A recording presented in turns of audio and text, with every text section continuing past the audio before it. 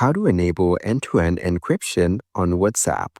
To get started, first of all, open up the WhatsApp application on your phone. You will then be taken to the chats page. Here, you can view all your chats with friends on WhatsApp. On this page, go to the bottom right corner and tap on Settings. This is the WhatsApp settings page. Now, go to Chats.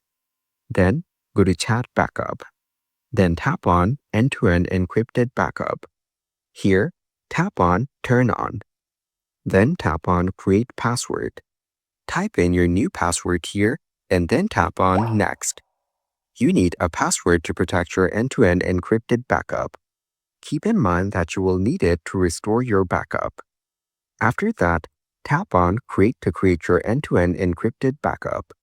This gives you another layer of security. Your backup will be safe even if you lose your photos. No one else will be able to access your backup. Following these steps, you can easily enable end-to-end encryption on WhatsApp.